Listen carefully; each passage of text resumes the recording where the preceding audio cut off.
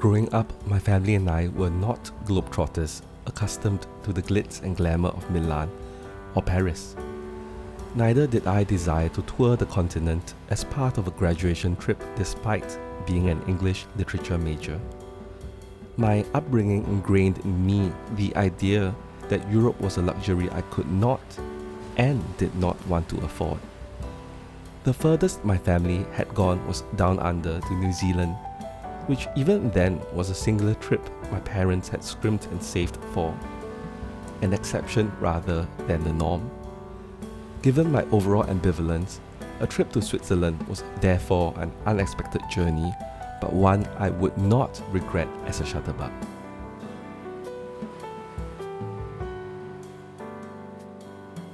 Flying halfway around the globe with me was my 10-litre Wotancraft Pilot, which held my Nikon Z6, the Z-mount 24-70 f4S, and the 40 f2, as well as the f-mount 22.8 AIS.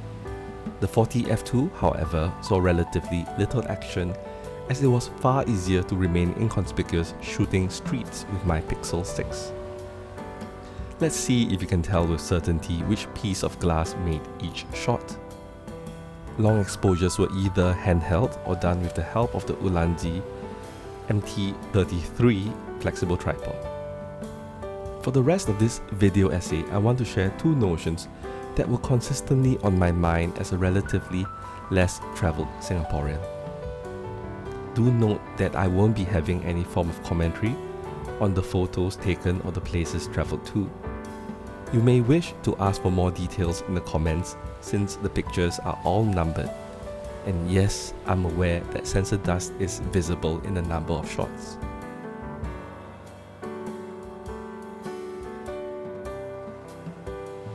Firstly, what never fails to strike me each time I travel as a Singaporean is the vastness of foreign lands, in contrast to the smallness of our island state. Singapore is a blip on the world map, occupying less than the area of a pin's tip on a model globe.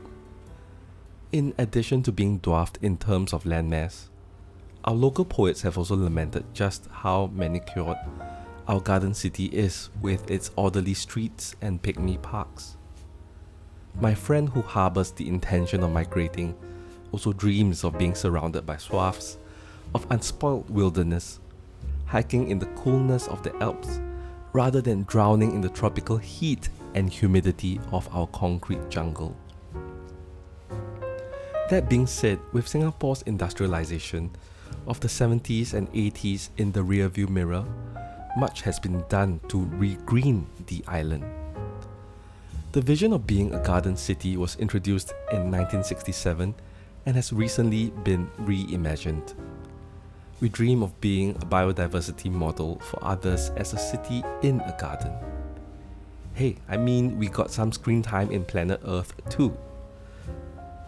Without discounting Singapore's efforts, having pristine alpine horizons as far as the eyes can see is still a treat and a revelation.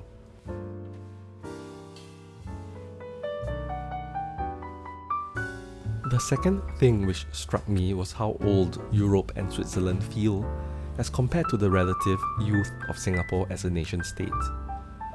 In terms of modern statehood, Singapore is 59, while Switzerland is 176. Of course, both places have been around since antiquity, but I'm talking about how historical each country feels. I felt this in Lucerne, walking the Chapel Bridge, and admiring the Lion Monument, as well as when I was in Bern, strolling down the cobblestone streets. In contrast, you are met with glass and steel modernity almost everywhere you turn in Singapore.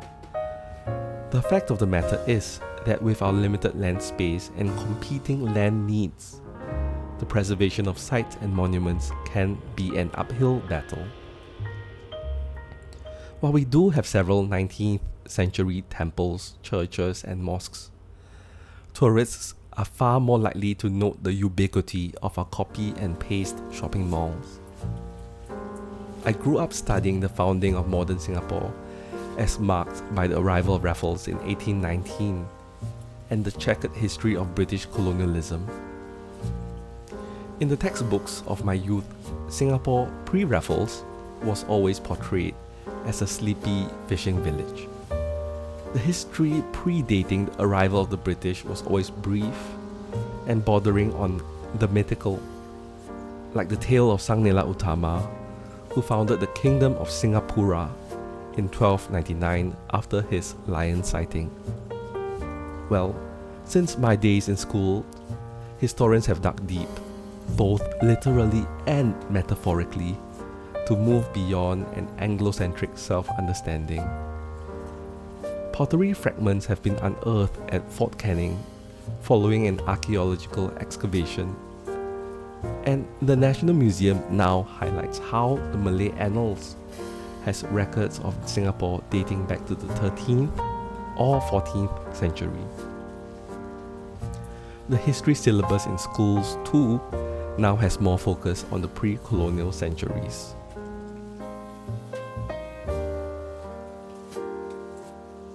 That's it. I hope you enjoyed this format blending my photographs as well as my reflections as a less travelled Singaporean. I know that it's a sharp departure from my travel vlogs with my wife, but I will sporadically spit out such content as and when the mood strikes. I'll see you in my next video.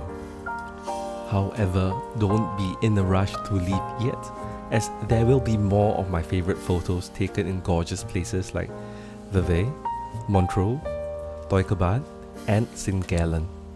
I invite you to stay till the end and to leave a comment if you enjoyed this video.